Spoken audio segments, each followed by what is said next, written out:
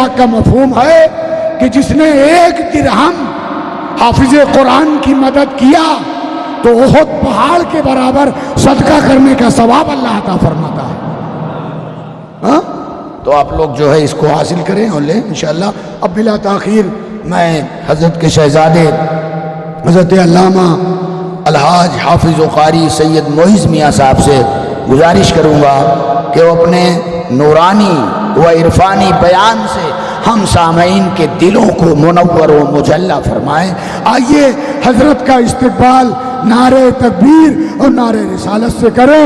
نعرہ تکبیر، نعرہ رسالت، آل رسول، اولاد غوث اعظم، نعرہ تکبیر، نعرہ رسالت. یہ لگا؟ اچھا اچھا ٹھیک ہے.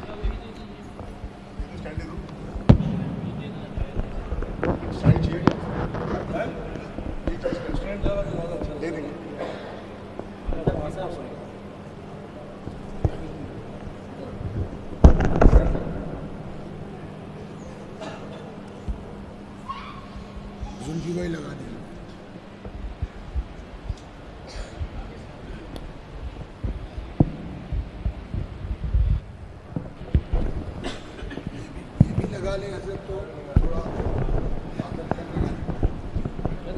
تو نوجوان لوگ ہیں ایسے لگا کہاں رکھنا بس ٹھیک ٹھیک.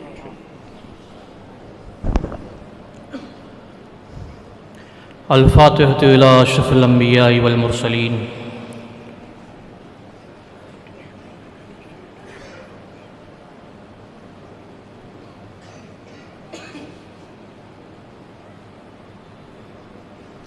سرورہ شاہا کریمہ دستگیرہ اشرفہ حرمت روح پیمبر یک نظر کن سوئے ما لی خمسۃ نطفی بہا حظ الوباء الحاتمہ المصطفیٰ والمرتضیٰ وبناہما والفاطمہ بحق لا الہ الا اللہ محمد رسول اللہ صلی اللہ تعالیٰ علیہ وسلم. وقت کتنا ہے اسی کے حساب سے رکھا جائے.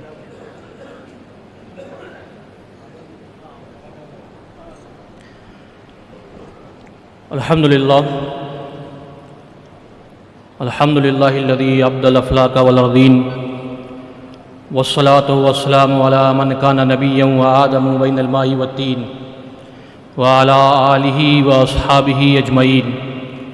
اما بعد فاعوذ باللہ من الشیطان الرجیم. بسم اللہ الرحمن الرحیم. قل انما انا بشر مثلکم یوحى الی انما الہکم الہ واحد.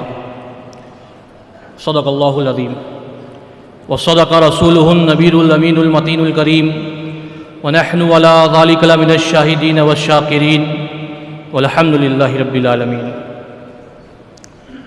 اس مجلس میں رونق افروز تمام علماء اکرام، شعراء اسلام، نقیب جلسہ اور اس مدرسہ حاضہ کے تمام اساتذہ اکرام، طلبہ اور بالخصوص والد محترم شہزادے حضور اشرف العلماء حضرت علامہ مولانا قاری سید محمد خالد اشرف الشفیع الجیلانی اور اس مسجد کے امام اور باندرہ کی رہنے والی پیاری پیاری عوام، السلام علیکم ورحمۃ اللہ تعالی وبرکاتہ. آئیے کچھ بھی سننے اور سنانے سے پہلے ہم اور آپ مل کر بارگاہ بے کس پناہ حضور پر نور سرور عالم نور مجسم احمد مجتبی محمد مصطفیٰ صلی اللہ تعالیٰ علیہ وسلم کی بارگاہ اقدس میں جھوم جھوم کے ہدیہ درود پاک کا نذرانہ پیش کریں. پڑھیے بآواز بلند. اللہم صلی علی سیدنا مولانا محمد وعلی آل سیدنا مولانا محمد بارک وسلم. صلاۃ و سلام علیک یا حبیبی یا رسول اللہ صلی اللہ تعالیٰ علیہ وسلم. اگر پوچھے کوئی مجھ سے کہ کہاں ہیں اشرف العلماء، اگر پوچھے کوئی مجھ سے کہ کہاں ہے اشرف العلماء، میں کہہ دوں گا جہاں دیکھو وہاں ہے اشرف العلماء، میں کہہ دوں گا جہاں دیکھو وہاں ہے اشرف العلماء۔ اور بس اتنا سوچ کر میں آ گیا ہوں ان کی چوکھٹ پر، بس اتنا سوچ کر میں آ گیا ہوں ان کی چوکھٹ پر، اندھیرے آ نہیں سکتے جہاں ہے اشرف العلماء، اندھیرے آ نہیں سکتے جہاں ہے اشرف العلماء۔ اور سمندر میں کہاں دم ہے، سمندر میں کہاں دم ہے جو روکے راستہ میرا، سمندر میں کہاں دم ہے جو روکے راستہ میرا، ارے میری کشتی کے میرے کارواں ہیں اشرف العلماء، میری کشتی کے میرے کارواں ہیں اشرف العلماء۔ اور شرافت میں، سخاوت میں، تکلم میں، مروت میں، شرافت میں، سخاوت میں، تکلم میں، مروت میں، نگاہ غیر میں بھی ذو فشاں ہیں اشرف العلماء، نگاہ غیر میں بھی ذو فشاں ہیں اشرف العلماء۔ اور دل خالد پہ طوفانی حوادث کا اثر کیوں ہو، دل خالد پہ طوفانی حوادث کا اثر کیوں ہو، سکون قلب ہے اور جان جاں ہے اشرف العلماء، سکون قلب ہے اور جان جاں ہے اشرف العلماء۔ سنی جامع مسجد میں آئی ہوئی پیارے پیارے مسلمانوں، ہم سب سنی، ہم سب اہل سنت والجماعت سے اپنی وابستگی رکھتے ہیں، اور میں خود بمبئی کا ہوں، تو میں چاہتا ہوں کہ جو نوجوان ہے وہ مجھے سنیں، اور ہاتھ اٹھا کے بتائیے کہ آپ میں سے کون کون نوجوان ہے۔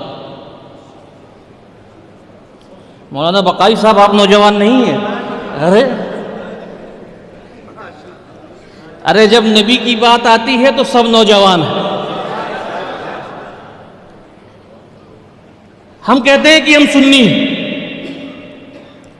لیکن آج اس دور میں بڑا فرقہ بندی ہو رہی ہے، ہمارے نوجوانوں کو پکڑا جاتا ہے، ان کو دعوت دی جاتی ہے کہ آئیے جماعت میں چلتے ہیں۔ میرے بھائی کہتے ہیں کہ اسلام میں کوئی بندی نہیں، اسلام میں کوئی بندی نہیں، نہ چیک بندی ہے، نہ نوٹ بندی ہے، نہ نس بندی ہے، اور نہ ہی دے بندی۔ اگر کوئی بندی ہے تو صرف اور صرف نقش بندی، کیونکہ وہ دلوں سے تینوں کو نکال کر آقا کے مدینے کو نقش کر دیتا ہے، تو صرف اور صرف نقش بندی۔ یہ جو لوگ ہیں یہ ہم پہ اعتراض کرتے ہیں، بڑے بڑے اعتراض کرنے لگ جائیں گے، علماؤں سے نہیں کریں گے، آپ سے کریں گے، جاب پہ جانے والے لوگوں سے کریں گے، جس کو قرآن کے رموز سے وابستگی نہیں ہے ان سے سوالات کیے جائیں گے، کہیں گے کہ یہ مجلس لگانا، نبی پہ درود و سلام بھیجنا، اس کے کیا فائدے ہیں؟ کرتے ہیں کہ نہیں کرتے ہیں؟ حدیث میں آتا ہے، اور جب بھی میں یہ حدیث پڑھتا ہوں تو مجھے حضور اشرف العلماء کا چہرہ میری آنکھوں کے سامنے نظر آتا ہے۔ حضرت ابو ہریرہ رضی اللہ تعالیٰ عنہ سے مروی ہے، آپ فرماتے ہیں قال تدارس العلم ساعۃ من اللیل خیر من احیائہ، کہ رات میں کسی پہل علم دین کا سیکھنا سکھانا رات بھر کی عبادت سے بہتر۔ رات میں کسی بھی وقت علم دین کا سیکھنا سکھانا رات بھر کی عبادت سے بہتر. تو یہ جو آپ لوگ تمام یہاں اس مسجد میں جمع ہوئے ہیں، آپ یہاں پر آ کر علم دین سیکھنے والے ہیں. کچھ سیکھے ہیں اور کچھ سیکھیں گے. تو جو آپ پہ یہ اعتراض کریں کہ رات کو سونے کی بجائے آپ مسجدوں میں مجلسیں کر رہے ہیں، تو ان سے کہہ دینا کہ رات میں علم دین سیکھنا رات بھر کی عبادت سے بہتر. اور حدیث قدسیہ ہے، اللہ تبارک و تعالیٰ ارشاد فرماتا ہے کہ میں میرے بندے کے غمان کے ساتھ میرے بندے کے غمان کے ساتھ فَإِن ذَكَرَنِي فِي نَفْسِهِ ذَكَرْتُهُ فِي نَفْسِي. جب میرا بندہ مجھے تنہائی میں یاد کرتا ہے تو میں بھی اسے تنہائی میں یاد کرتا ہوں. اور یہ جو مجلس ہم نے سجائی ہے نا، ان سے کہہ دینا. آگے کیا آتا ہے حدیث میں، فَإِن ذَكَرَنِي فِي مَلَائِن ذَكَرْتُهُ فِي مَلَائِن خَيْرٍ مِّنْهُ. اور جب کوئی بندہ مجھے کسی مجلس میں یاد کرتا ہے تو میں اسے اس سے بہتر فرشتوں کی مجلس میں یاد کرتا ہوں.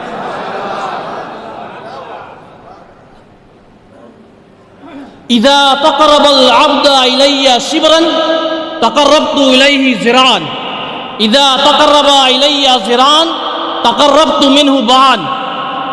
جب کوئی بندہ مجھ سے ایک بالش قریب آتا ہے تو میری رحمتیں اس سے ایک ہاتھ قریب ہو جاتی. اور جب کوئی بندہ ایک ہاتھ میرے قریب آتا ہے تو میری رحمتیں اس کے 2 ہاتھ قریب ہو جاتی. فَإِذَا أَتَانِي يَمْشِي أَتَيْتُهُ حَرْوَلَةً. اور جب کوئی بندہ میرے جانب چل کر آتا ہے تو میری رحمتیں اس کے جانب دوڑتی ہوئی چلی جاتی. اور ایک سوال ہے کہ یہ تو اللہ کا گھر ہے، اللہ کے گھر میں تو ہمہ وقت اللہ کی رحمتیں نازل ہوتی ہیں. تو جب آپ اپنے گھر سے نکلے تھے، اپنا قدم کو اٹھایا تھا کہ میں سنی جامع مسجد کے آج کی اس تقریب میں شریک ہوں گا، تو اس مسجد میں تو اللہ کی رحمتیں نازل ہوتی ہے، ہمہ وقت نازل ہو رہی ہیں. تو جب آپ نے اللہ کے گھر کی طرف ایک قدم اٹھایا تو اللہ کی رحمتیں آپ کی جانب دوڑتی ہوئی چلی آئی. اعتراضوں سے گھبرائیے مت. وقت تو نہیں ہے کہ جس آیت کریمہ کو میں نے پڑھا ہے اس کی بالتفصیل تشریح کر سکوں، بس چنندہ عنوان اس کے اندر میں ذکر کر دوں گا اور ایک عقیدہ آپ کو بیان کر کے چلے جاؤں. یہ جتنے بھی میرے بھائی لوگ یہاں موجود ہیں، جب آپ سے یہ پوچھتے ہیں نا کہ آپ اپنے آپ کو سنی کہتے ہیں، کیوں کہتے ہیں، آپ کا عقیدہ کیا ہے، تو صرف اتنا کہنا ہے کہ جیسے میرے سرکار ویسا کوئی نہیں. جیسے میرے سرکار ویسا کوئی نہیں. ہاتھ اٹھا کے بتائیے نا کس کا یہ عقیدہ ہے. ایک بار پوری جان سے کہیے کہ جیسے میرے سرکار ویسا کوئی نہیں. یہ ہم سنیوں کا عقیدہ ہے. آپ سے اعتراض کریں تو کہہ دینا کہ جیسے میرے سرکار ہیں ویسا کوئی نہیں. آپ جواب دیجئے نا، ان کے اعتراض سے گھبرائیے مت. آپ کے علماء موجود ہیں نا، آپ کی مسجد میں امام ہے نا، آپ کے ہر اعتراض کا جواب اہل سنت والجماعت کے پاس. اور اہل سنت والجماعت کا کوئی عقیدہ عشق و محبت سے نہیں پیدا ہوا ہے، بلکہ قرآن اور حدیث کی روشنی سے ہمارا ہر عقیدہ ثابت ہے. جب آپ اپنا یہ عقیدہ بیان کرنا شروع کریں گے نا کہ جیسے میرے سرکار ہیں ویسا کوئی نہیں، تو کچھ لوگ آئیں گے جبہ کبہ پہن کر کے. اور مجھے انگریزی بولنے کا شوق نہیں ہے، لیکن میں اتنا بتا دوں کہ آج کے دور میں آن لائن مفتی بننے کی بھی کوشش مت کیجیے آپ لوگ. یہ ایک بڑا فتنہ ہو گیا ہے کہ فلاں صاحب مولوی نے یوٹیوب پہ کہہ دیا کہ یہ فتویٰ ہے تو میں اس کو مان لیا، میں نے اس کو مان لیا. عقیدہ مضبوط ہونا چاہیے. سارا کام عقیدے پر. حدیث جبریل ہے جس کی تشریح یہ ہے کہ نبی پاک صلی اللہ تعالیٰ علیہ وسلم نے، علماء موجود ہیں، علماء سے پوچھ لیجیے گا، حدیث جبریل جس کی تشریح یہ ہوتی ہے کہ نبی پاک صلی اللہ تعالیٰ علیہ وسلم نے اسلام کو عملی فرما برداری کا عنوان قرار دیا، ارکان خمسہ پہ عمل کرنے کا عنوان قرار دیا، اور ایمان کو عقیدے کا عنوان قرار دیا. یعنی کہ اگر کسی کا عقیدہ درست نہ ہو تو عملی فرما برداری کرنے کے باوجود، ارکان خمسہ پہ عمل کرنے کے باوجود ضروری نہیں ہے کہ ہم اسے مومن کہہ سکیں. حدیث میں یہ بھی آتا ہے، یاتی علی الناس زمن یجتمعون ویصلون فی المساجد ولیس فیہم مومن، کہ لوگوں کے اوپر ایک ایسا زمانہ بھی آئے گا کہ لوگ مسجدوں میں جمع ہو کر با جماعت نمازیں ادا کریں گے، لیکن ان میں سے کوئی بھی مومن نہیں ہوگا. اللہ اکبر. یہ تو ہماری خوش نصیبی کہ ہم اہل سنت والجماعت میں سے ہیں. یہ ہمارا عقیدہ ہے کہ جیسے میرے سرکار ہیں ویسا کوئی نہیں. جب آپ اپنا یہ عقیدہ بیان کرنا شروع کریں گے نا تو کچھ لوگ آئیں گے جبہ کبہ پہن کر، داڑھی ٹوپی رکھ کر آئیں گے، آپ سے پوچھیں گے کہ میاں یہ عقیدہ آپ نے کہاں سے نکالا؟ تو ہمارا ہر عقیدہ قرآن اور حدیث کی روشنی سے ثابت ہے. وہ نہیں مانیں گے، وہ کہیں گے کہ بھائی ہم بھی مسلمان ہیں، ہم بھی مومن ہیں، لیکن ہمارا یہ عقیدہ نہیں ہے معاذ اللہ. ان کا کیا عقیدہ ہے کہ جیسے ہم ہیں ویسے ہمارے سرکار. معاذ اللہ. نبی کی بھی دو آنکھیں، ہماری بھی دو آنکھیں، نبی بھی کھاتے ہیں، ہم بھی کھاتے ہیں، نبی کی شادی ہوتی ہے، ہماری شادی ہوتی، وہ چلتے ہیں، ہم چلتے ہیں، جیسے نبی ہیں ویسے ہم. اور ان سے ان کی دلیل پوچھو تو کیا کہتے ہیں کہ اللہ تبارک و تعالیٰ نے قرآن مقدس میں ارشاد فرمایا، قل انما انا بشر مثلکم، کہ میرے محبوب آپ ان لوگوں سے کہہ دیجئے کہ آپ ان کے مثل ہیں، آپ ان لوگوں کی طرح ہیں. اب عوام الناس جو ہے، ایک عام انسان جو ہوتا ہے، وہ شک میں پڑ جاتا ہے کہ اہل سنت والجماعت کا عقیدہ کیا ہے کہ جیسے میرے سرکار ہیں ویسا کوئی نہیں. لیکن قرآن کی اس آیت سے ہمیں کیا سمجھ میں آ رہا ہے کہ میرے محبوب آپ ان لوگوں سے کہہ دو، ان انسانوں سے کہہ دو کہ آپ ان کی طرح ہیں. بات تو ان کی مضبوط سمجھ میں آ رہی ہے، لیکن گھبراؤ نہیں. مزہ تو تب آتا ہے کہ جو دلیل میں انہوں نے اپنی آیت پیش کی، اسی آیت سے ہم ثابت کر دیں کہ جیسے میرے سرکار ہیں ویسا کوئی نہیں. انہوں نے قل انما انا بشر مثلکم کو اپنی دلیل بنایا کہ نبی ہماری طرح ہے، تو اہل سنت والجماعت کے اماموں نے بھی اسی آیت سے ثابت کیا کہ جیسے میرے سرکار ہے ویسا کوئی نہیں. اور بتا دوں کہ اعلیٰ حضرت فاضل بریلوی کی تمام تشریح ہم کو قبول ہیں، لیکن ہو سکتا ہے کہ یہ بدبخت اعتراض کر دیں، تو مزہ تو تب آئے گا کہ ان کے امام سے ہی ان کا رد کیا جائے. ہمارے لیے تو ہمارے امام کافی. مزہ تو تب آئے گا کہ جس امام کو آپ فالو کرتے ہیں اسی امام سے ہم آپ کا رد کریں گے. حافظ ابن کثیر، یہ غیر مقلدوں کا امام، وہ اس آیت کی تشریح میں لکھتے ہیں، قل یا ایھا الرسول، قل سے مراد اے میرے محبوب. آگے کیا لکھتے ہیں، لِہَٰؤُلَاءِ الْمُشْرِكِينَ اِنَّمَا أَنَا بَشْرٌ مِثْلُكُمْ، کہ اے میرے محبوب آپ ان تمام مشرکینوں سے کہہ دو کہ آپ ان کی طرح. اب ذرا سوچو، حافظ ابن کثیر ان کے امام کیا تشریح کر رہے ہیں کہ اے میرے محبوب آپ ان تمام مشرکینوں سے کہہ دو کہ آپ ان کی طرح. لیکن ایک طرف یہ ہے کہ جب نبی ہمارے صحابہ کو دیکھتے ہیں، مشرکینوں کو دیکھا، تو تو کہا کہ اے مشرکینوں میں تمہاری طرح ہوں۔ صحابہ کو دیکھتے ہیں، علماء موجود ہیں، مفتیان اکرام موجود ہیں، بخاری شریف کی حدیث ہے ایکم مثلی، صحابہ کو دیکھ کے کہتے ہیں کہ کون ہے تم میں جو میری طرح۔ مشرکینوں کو دیکھا تو کہا کہ میں تمہاری طرح ہوں۔ صحابہ کو دیکھا تو مسلم شریف میں موجود ہے انی لست مثلکم، تم میری طرح ہرگز نہیں ہو سکتے۔ مشرکینوں کو دیکھتے ہیں تو کہتے ہیں کہ میں تمہاری طرح ہوں۔ صحابہ کو دیکھا تو کہا کہ تم میری طرح نہیں ہو سکتے، میں تمہاری طرح نہیں ہوں۔ پتہ کہ وجہ کیا ہے؟ پتہ کرو، تحقیق میں جاؤ، واقعات کو پڑھو، کہانیاں کو پڑھو، اس زمانے کی دور کی کتابوں کو پڑھو تو پتہ چلے گا کہ اس دور میں ایک شخص تھا ابو جہل جس کا نام تھا، اس نے بھی نبی کو دیکھ کر یہی کہا تھا کہ میں نہیں مانتا کہ تم اللہ کے نبی ہو، میں نہیں مانتا کہ تم اللہ کے نبی ہو۔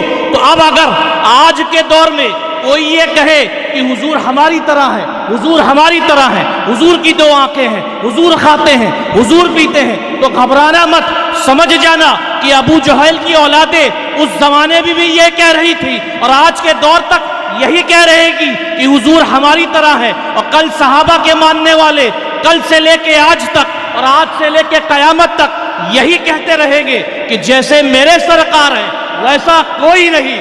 اللہ کی تمام مخلوقوں کو جمع کر لو، اللہ کی تمام مخلوقوں کو جمع کر لو، لیکن کوئی بھی میرے مصطفیٰ کی پاؤں کی ایڑی سے نکلنے والے دھول کے ذرات کے برابر بھی نہیں ہو سکتا۔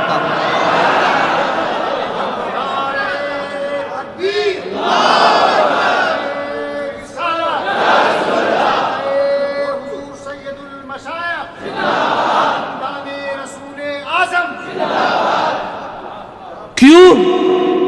کیونکہ جیسے میرے سرکار ویسا کوئی نہیں۔ یہ تو ہم خوش نصیب ہیں کہ ہم صحابہ کی بھی سنتوں پہ عمل کرتے ہیں۔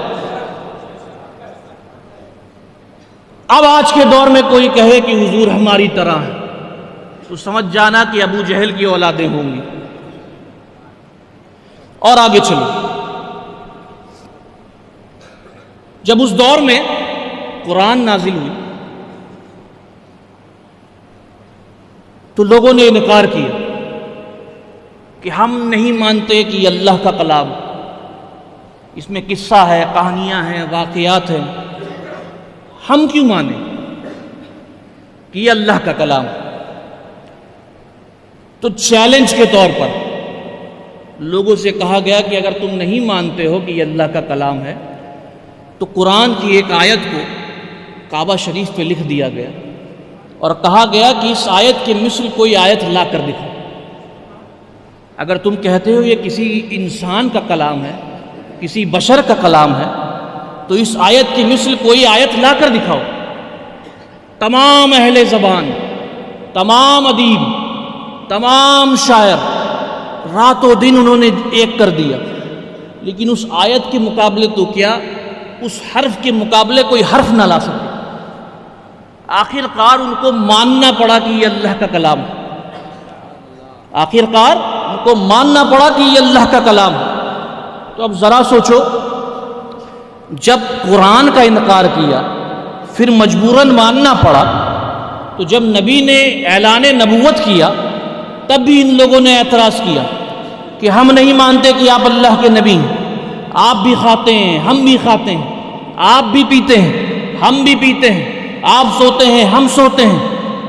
تب اللہ نے فرمایا کہ اے میرے محبوب، ان تمام مشرکینوں سے کہہ دو کہ تم ان کی طرح ہو، لیکن یوحا الیہ، لیکن قل انما انا بشر مثلکم یوحا الیہ۔ اس مدرسہ ہذا سے بچے بھی فارغ ہو رہے ہیں، قرآن کے باہر کی آیت نہیں، ان سے پوچھ لیجئے، اللہ کا انشاءاللہ کا فرمان ہے، قل انما انا بشر مثلکم یوحا الیہ۔ اے میرے محبوب، یہ جو انکار کر رہے ہیں، اے میرے محبوب، یہ جو تم کو اپنی طرح کہہ رہے ہیں، ان تمام مشرکینوں سے کہہ دو کہ تم ان کی طرح ہو، لیکن یوحا الیہ، تم پر اللہ کی وحی نازل ہو رہی ہے۔ ان پر اللہ کی وحی نازل ہو رہی ہے کیا؟ ان کے اوپر اللہ کی آیتیں نازل ہو رہی ہیں کیا؟ ارے میرے نبی اشارہ کر دیں تو چاند کے 2 ٹکڑے ہو جاتے ہیں، تم چاند کے 2 ٹکڑے کر کے دکھا دو، میرے نبی اشارہ کر دیں تو ڈوبا ہوا سورج دوبارہ نکل آتا ہے، تم ڈوبے ہوئے سورج کو دوبارہ نکال کر دکھا دو۔ میرے نبی کسی پیڑ کو اپنے جانب بلائے تو پیڑ دوڑتا ہوا ان کے جانب چلے آتا ہے، کسی پیڑ تو کیا کسی پودے کو اپنی طرف بلا کر دکھا دو۔ میرے نبی انگلیوں کے اشارہ کریں تو ہاتھوں انگلیوں کے درمیان سے پانی کے پھوارے نکل آتے ہیں، ہاتھوں سے پانی کے پھوارے نکال کر دکھا دو۔ میرے نبی 4 لوگوں کے کھانے میں اپنا لعاب دہن ڈالیں تو اس سے 1000 لوگ کھانا کھاتے ہیں، 4 کا کھانا 1000 کو کھلا کر دکھا دو۔ میرے نبی اپنا لعاب دہن کسی اندھے کی آنکھ میں رکھ دے تو اندھے کو بینائی آ جاتی ہے، وہ دیکھنے لگ جاتا ہے، اندھے کو دیکھنے کی طاقت عطا کر کے دکھا دو۔ میرے نبی اگر اپنا لعاب دہن کسی گونگے کی زبان پر رکھ دیں تو گونگا بولنے لگ جاتا ہے، گونگے کو بولنے کی طاقت عطا کر کے دکھا دو۔ میرے نبی اگر اپنا پیر پٹکے تو خزانے نکل آتے ہیں، ایڑیاں پٹک کر کے خزانے نکال کر کے دکھا دو۔ میرے نبی اگر کسی مردہ کو کہے اٹھ تو مردہ زندہ ہو جاتا ہے، مردے کو زندہ کر کے دکھا دو۔ میرے نبی کسی سوکھی ہوئی ٹہنی پہ اپنے ہاتھ کو پھیر دے تو وہ سوکھا پیڑ چراغ بن جاتا ہے، کسی سوکھے پیڑ کو چراغ بنا کر دکھا دو۔ اگر اتنا سب کر سکتے ہو تو کہو کہ حضور ہماری طرح ہے، ورنہ مان لو کہ جیسے میرے سرکار ہے ویسا کوئی نہیں۔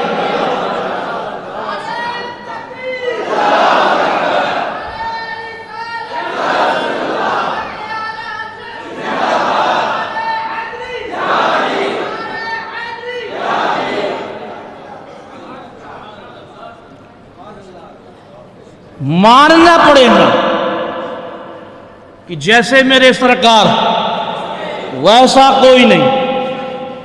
اور اگر کہتے ہو کہ حضور تمہاری طرح ہے تو کر کے دکھاؤ نا چاند کے 2 ٹکڑے، مردے کو زندہ کر کے دکھا دو۔ اگر نہیں کر سکتے تو ماننا پڑے گا، زبردستی ہے ہماری، ماننا پڑے گا کہ جیسے میرے سرکار ویسا کوئی نہیں۔ ایک بات اور بتا دوں کہ اس کے بعد انشاءاللہ اپنی بات کو مکمل کروں گا۔ جب یہ اس دور میں بات پھیلی نا کہ حضور ہماری طرح ہے، حضور ہماری طرح ہے، اس دور میں بھی لوگ کانا پھوسی کرتے تھے کہ حضور ہماری طرح ہے، حضور ہماری طرح ہے۔ تو جب یہ بات میرے مولا علی مشکل کشا کو پہنچی نا تو میرے مولا علی مشکل کشا نے مشرکینوں کو للکارا کہ اے مشرکینوں سنو، لم ارا قبلہ ولا بعدہ مثلہ یا رسول اللہ، کہ آج تک مصطفیٰ جیسا کوئی آیا نہیں ہے اور کل قیامت تک مصطفیٰ جیسا کوئی آ نہیں سکتا۔ اور ایک حدیث ہے، لوگ اس کو نعت کی طرح پڑھتے ہیں، بالکل پڑھنا چاہیے۔ حضرت حسان بن ثابت کی وہ حدیث ہے، لوگ نعت کی طرح پڑھتے ہیں، بالکل پڑھنا چاہیے لیکن یہ میرا تخیل ہے کہ جب اس دور میں لوگوں نے یہ اعلان کیا ہوگا یا افواہ پھیلائی ہوگی کہ حضور ہماری طرح ہے، حضور ہماری طرح ہے، تو اگر نبی نے اگر نبی نے حضرت حسان بن ثابت سے کہا ہوتا کہ اے حسان جاؤ جا کر ان مشرکینوں کا جواب دو، تو حضرت حسان بن ثابت مشرکینوں کے درمیان جا کر مسکرا کر ترنم کے ساتھ تو نہیں پڑھا ہوگا آپ نے کہ وَأَحْسَنُ مِنْكَ لَمْ تَرَ قَطُّ عَيْنٍ، بلکہ مشرکینوں کو للکارا ہوگا، اپنی آستینوں کو اوپر چڑھایا ہوگا اور کہا ہوگا کہ اے مشرکینوں سنو، وَأَحْسَنُ مِنْكَ لَمْ تَرَ قَطُّ عَيْنٍ، کہ آج تک مصطفیٰ جیسا حسین و جمیل کسی آنکھوں نے دیکھا نہیں ہے۔ وَأَجْمَلُ مِنْكَ لَمْ تَلِدِ النِّسَاء، آج تک مصطفیٰ جیسا حسین و جمیل کسی ماں نے جنا ہی نہیں ہے۔ خلقت مبرّا من کل عیب، اللہ نے مصطفیٰ کو تمام عیبوں سے پاک کیا ہے۔ کأنک قد خلقت کما تشاء، کہ مجھے تو یہ لگتا ہے کہ اللہ نے تمام مخلوقوں کو اپنی مرضی سے بنایا ہے، لیکن جب مصطفیٰ کو بنایا تو مصطفیٰ کو مصطفیٰ کی مرضی سے بنایا۔ وَأَحْسَنُ مِنْكَ لَمْ تَرَ قَطُّ عَيْنٍ، مصطفیٰ جیسا حسین و جمیل کسی آنکھوں نے آج تک دیکھا نہیں۔ گویا کہ حضرت حسان بن ثابت نے بھی اس دور میں یہ اعلان کر دیا کہ اے مشرکینو سنو، جیسے میرے سرکار ہے ویسا کوئی نہیں۔ بہرحال باتیں تو کہیں ہیں، لیکن اسی چند چیزوں پہ میں اپنی باتوں کو مکمل کرتا ہوں۔ اگر حدیث کے پڑھنے میں، قرآن کی تلاوت کرنے میں، عبارت کی غلطی میں کسی طریقے کی بھی کوئی بھی کوتاہی ہوئی ہو تو میں اس سے توبہ کرتا ہوں۔ استغفر اللہ ربی من کل ذنب واتوب الیہ، وآخر دعوانا ان الحمد للہ رب العالمین۔ السلام علیکم۔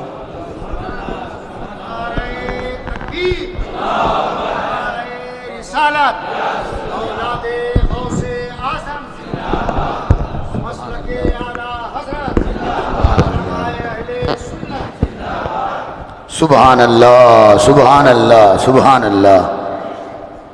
شہزادے سید المشائخ حضرت علامہ حافظ و قاری الحاج سید معیز میاں صاحب کا بیان تو ایسا لگ رہا تھا کہ حضرت بیان کرتے رہیں اور ہم لوگوں کو مواد ملتا رہے، مغز ملتا رہے۔ سبحان اللہ، ہمارا عقیدہ درست ہوتا رہے، ہمارے ایمان اور عقیدے کی درستگی اور تصحیح ہوتی رہے۔ سبحان اللہ۔ بہرحال حضرت کو جتنا وقت دیا گیا تھا حضرت نے اسی کے مطابق اپنا نورانی بیان کیا۔ اب حضرت کا بھی تھوڑا سا 2-5 منٹ تو تھوڑا سا حضرت جی اب حضرت حضور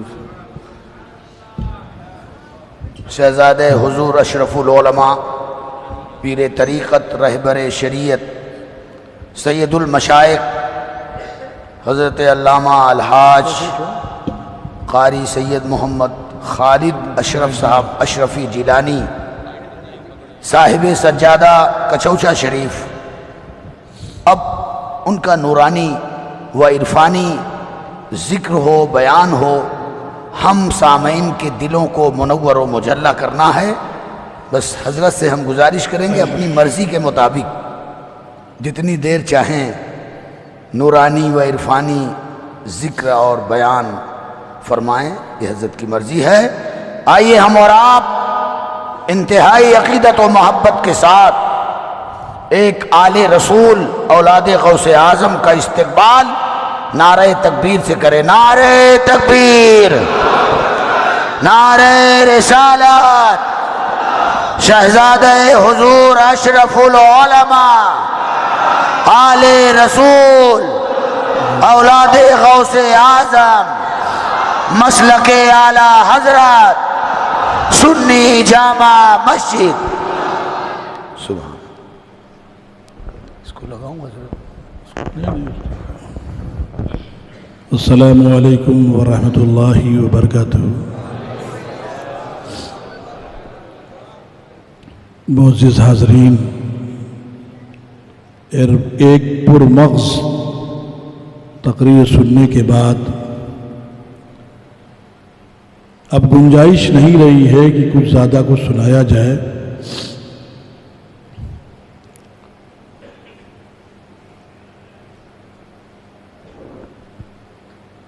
نعت پاک کے 2 شعر سماعت فرما لیں۔ سبحان ماشاء اللہ۔